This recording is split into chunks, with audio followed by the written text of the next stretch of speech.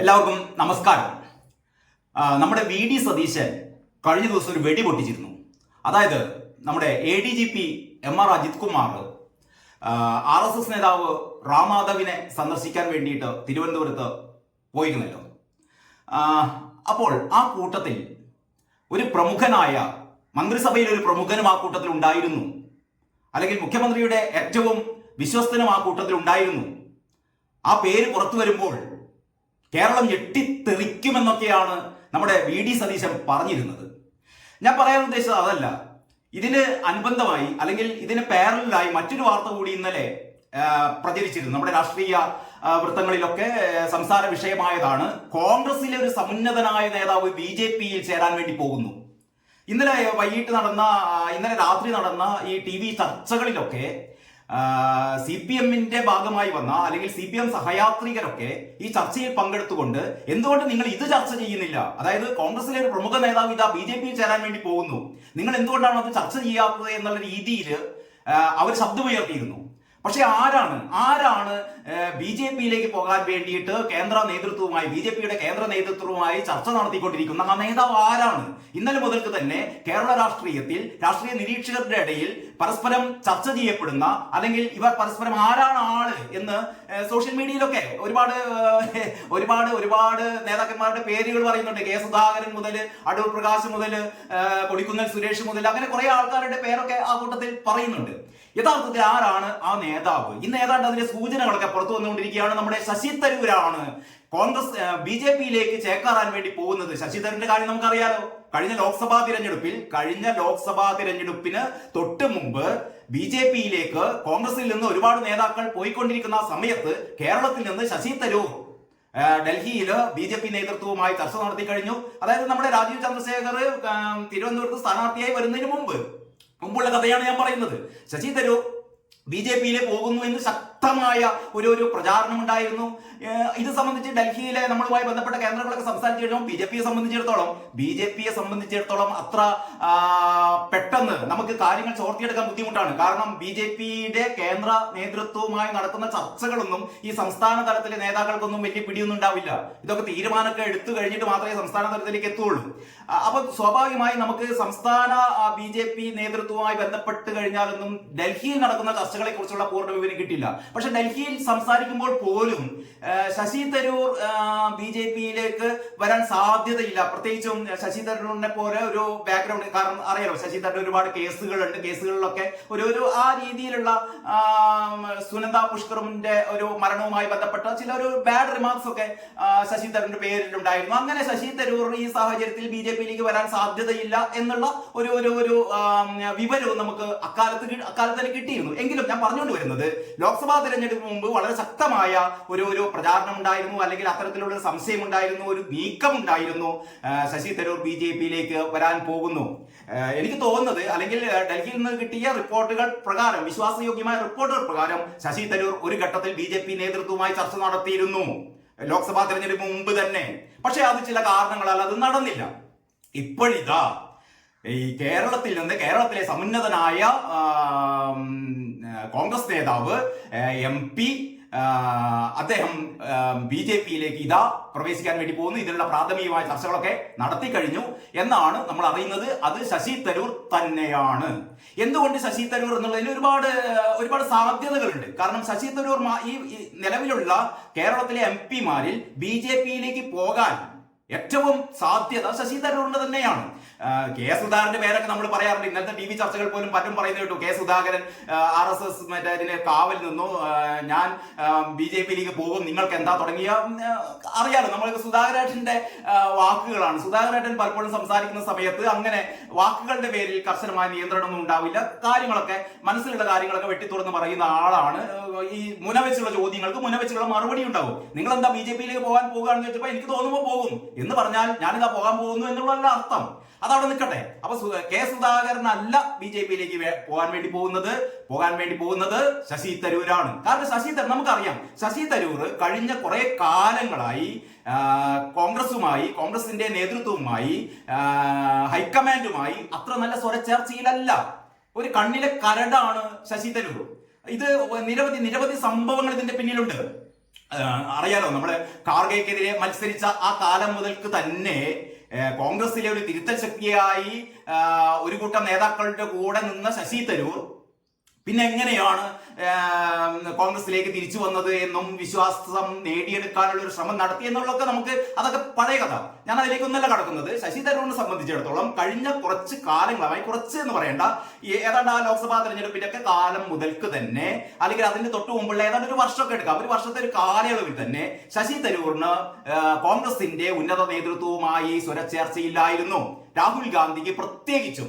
കാരണം നമുക്കറിയാലോ, തിരുവനന്തപുരത്ത് ശശി തരൂർ മത്സരിക്കുന്ന സമയത്ത് രാഹുൽ ഗാന്ധി അവിടെ വന്നിട്ടില്ല, പ്രചാരണത്തിനായി രാഹുൽ ഗാന്ധി വന്നിട്ടില്ല.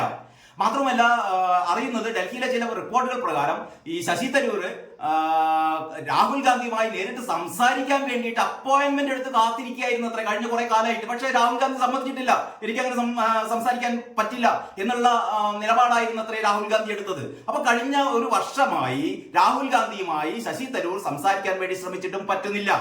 പിന്നീട് മറ്റൊന്ന്, ഈ എം പിമാരുടെ സത്യപ്രതിജ്ഞ ഉണ്ടായിരുന്നല്ലോ. എം പിമാരുടെ സത്യപ്രതിജ്ഞ സമയത്ത് ശശി തരൂർ ഉണ്ടായിരുന്നില്ല. ശശി തരൂർ വിദേശ സന്ദർശനത്തിലായിരുന്നു.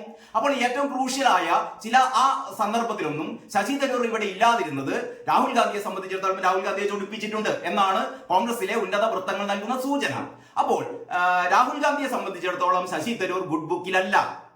കാരണം അങ്ങനെയാണ് കഴിഞ്ഞ കുറെ കാലങ്ങളായി നമ്മൾക്ക് നേരിട്ട് നമ്മൾ സാക്ഷ്യം വഹിക്കുന്നതാണ് ഇതൊക്കെ.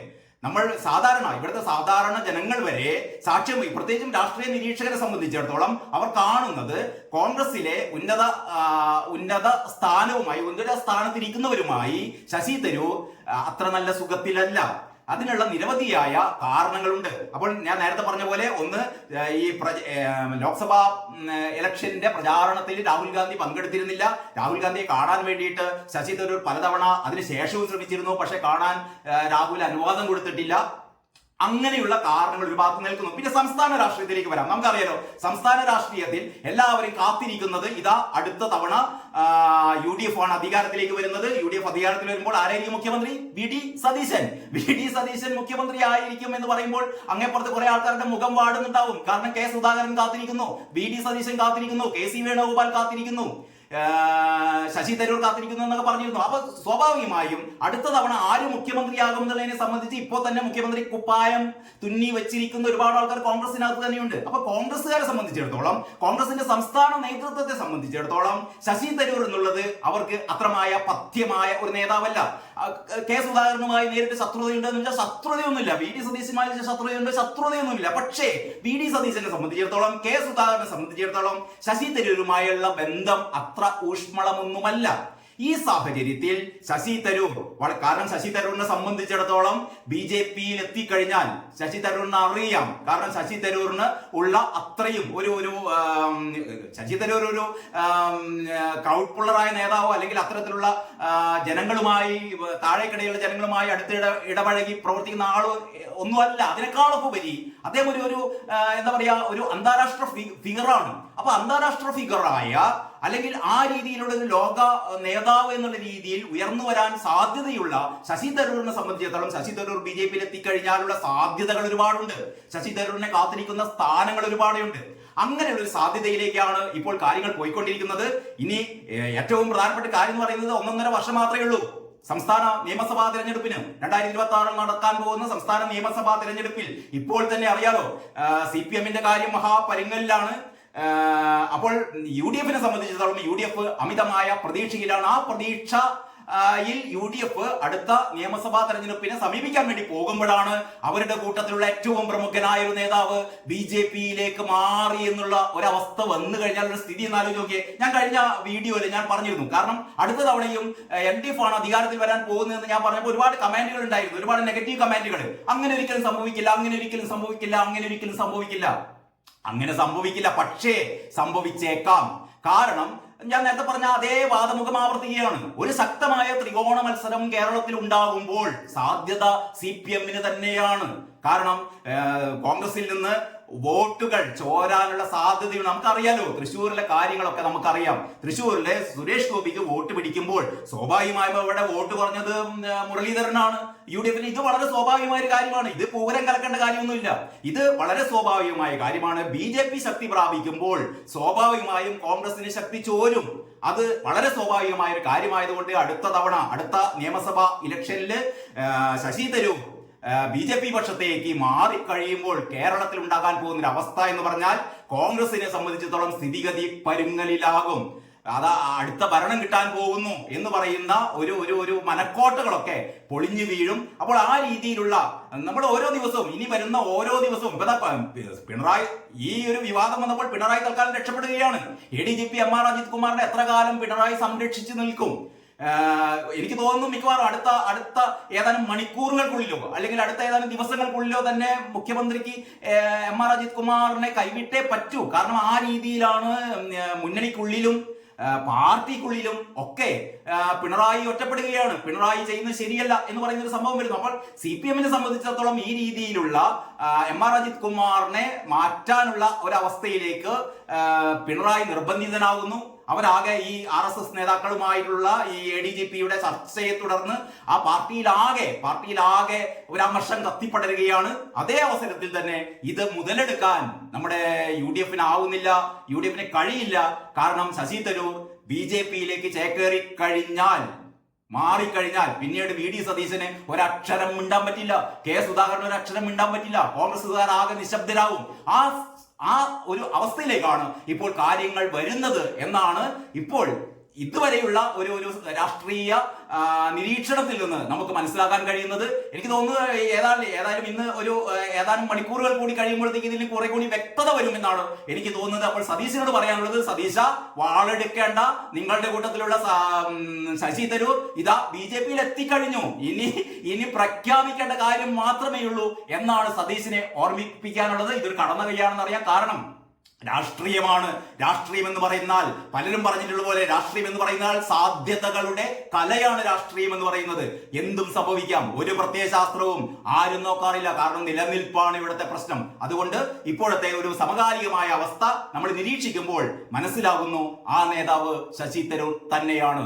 ഇനി നമുക്ക് വരും ദിവസങ്ങളിൽ കിടക്കേണ്ട വരും മണിക്കൂറുകളിൽ എന്ത് സംഭവിക്കാൻ പോകുന്നു എന്ന് കാത്തിരുന്ന് കാണാം. അതുവരെ എല്ലാവർക്കും നന്ദി, നമസ്കാരം.